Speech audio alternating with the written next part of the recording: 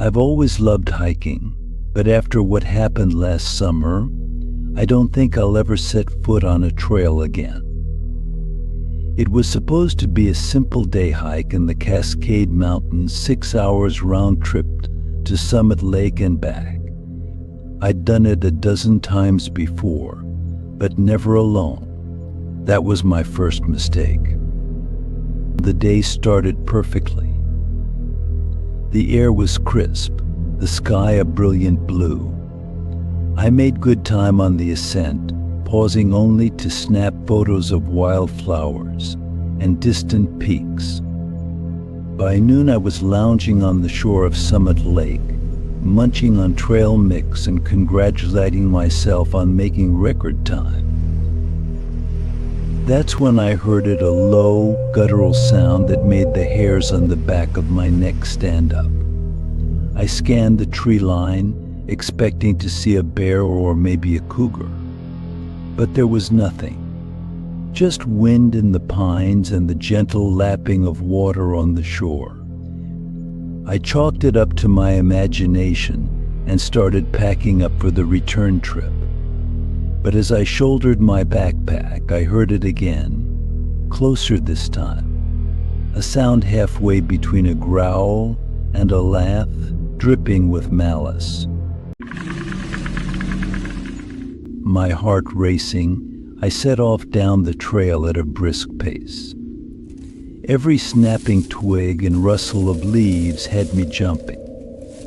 The dense forest that had seemed so inviting on the way up now felt oppressive, full of lurking shadows.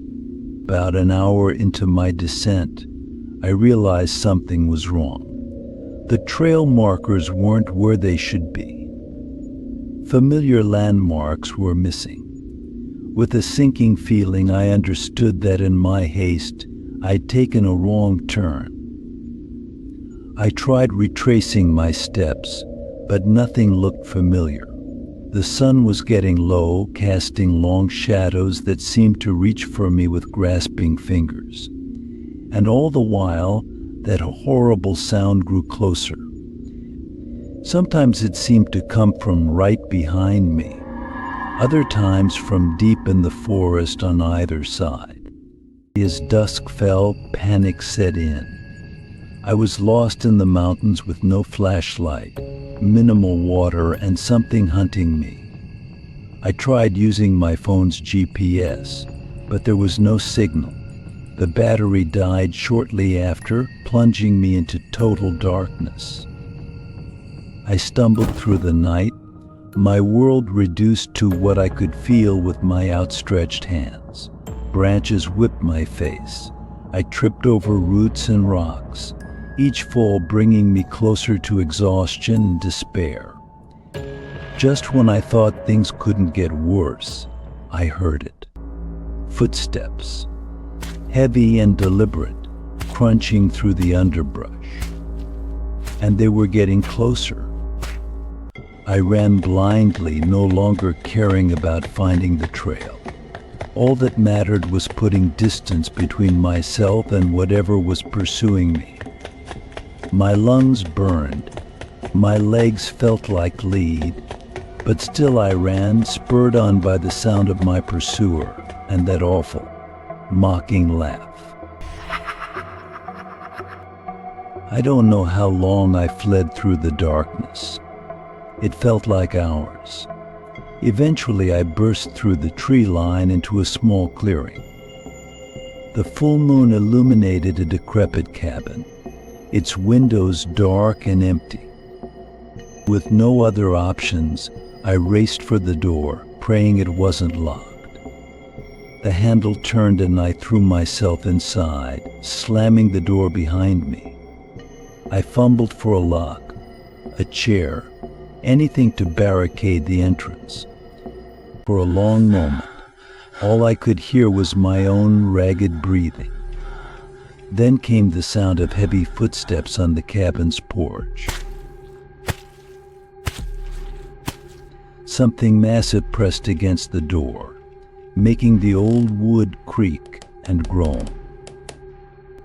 I retreated to the farthest corner, eyes fixed on the door. It bulged inward with each impact. Splinters flew as whatever was out there tried to force its way in. Just as I was certain the door would give way, a miracle happened. Far off in the distance, I heard voices, other hikers calling out. The assault on the door immediately ceased. There was a sound like a frustrated howl, then quickly receding footsteps. I stayed frozen in that corner until dawn, afraid to move, afraid to breathe. When the first rays of sunlight filtered through the cabin's grimy windows, I finally dared to approach the door. Deep gouges marred the wood, and something dark and oily was smeared across the handle. The search and rescue team found me a few hours later, dehydrated and delirious. They said I was lucky. Apparently, several hikers had gone missing in the area over the past few months. I never told them the full story. Who would believe me? But sometimes on dark nights when the wind howls, I swear I can hear that laugh again.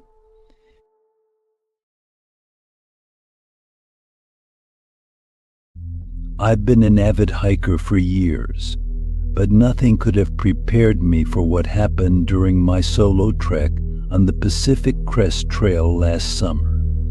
The PCT stretches 2,650 miles from Mexico to Canada, and I was attempting a 3-month section hike through California and Oregon. Everything was going smoothly for the first month. The scenery was breathtaking, and I was making good time. I'd settled into a comfortable routine, often going days without seeing another soul. That solitude, which I'd originally craved, soon became terrifying. It started with small things. I'd wake up to find my backpack slightly out of place, or my trail mix bag open when I was sure I'd sealed it. I brushed it off as fatigue playing tricks on my mind. But then I started noticing footprints that weren't mine shadowing my path, always a day behind. And one morning, I found a small pile of pebbles arranged in an arrow pointing towards my tent. My blood ran cold. This was no coincidence. Someone was following me, watching me sleep. I picked up my pace, hiking longer hours and setting up camp in hidden spots off the trail. But every morning there'd be a sign that my stalker had found me, a broken twig arranged in an unnatural pattern, or my bootlaces tied differently. I couldn't shake the feeling of being watched. Every snapping twig or rustle of leaves sent my heart racing.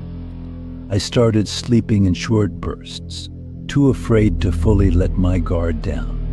The lack of sleep and constant stress were taking their toll.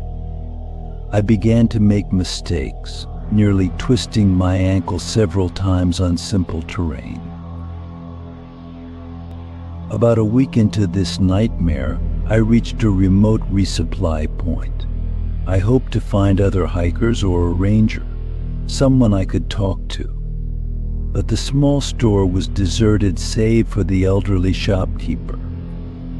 As I nervously recounted my experience, his face grew pale. He told me there had been rumors of a man stalking solo hikers on this section of the trail. Nothing violent had happened yet, but several hikers had gone missing over the past few years, their disappearances written off as accidents or wildfires. I wanted to quit right then to call for a ride out, but the next town was still 2 days away. The shopkeeper offered to call the ranger station, but it would take them at least a day to reach us. Reluctantly, I decided to push on to the next town.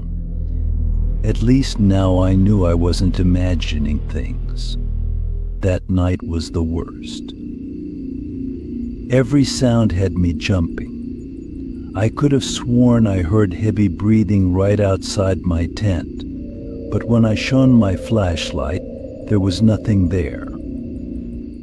I broke camp before dawn, determined to cover as much ground as possible. As the sun rose, I heard footsteps behind me, not even trying to be stealthy anymore.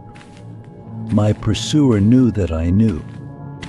I started to run, my heavy pack slamming against my back. The footsteps sped up too. In my panic, I left the trail, plunging into the thick forest.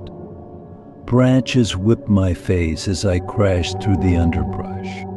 I could hear him right behind me. In my blind flight, I nearly ran off a cliff. I skidded to a stop at the edge of a steep ravine. There was nowhere left to run. Heart pounding, the footsteps grew closer and closer. Time seemed to slow down. I knew I had a choice: risk the ravine or face whoever's behind me. I made my decision. I jumped, aiming for a ledge about 10 feet down. I hit the ledge hard, pain shooting through my ankle, but adrenaline kept me moving. I half climbed, half slid down the ravine, not daring to look back. I could hear enraged screaming from above, growing fainter as I descended. By some miracle, I made it to the bottom, my clothes torn and my body bruised, but alive. I splashed across the shallow stream and limped as fast as I could towards where I thought the trail might be. It was nearly dark when I stumbled onto a fire road. A passing Forest Service truck picked me up, and I blurted out my story between sobs. They called in a search team, but they never found any trace of my stalker. I later learned that several other hikers had reported similar experiences in that area. The authorities increased patrols, but as far as I know, they never caught anyone. It's been a year, and I still have nightmares about those footsteps behind me. I haven't gone on a solo hike since. Some say the PCT is one of the most beautiful trails in the world. But for me, it will always be the site of the most terrifying experience of my life.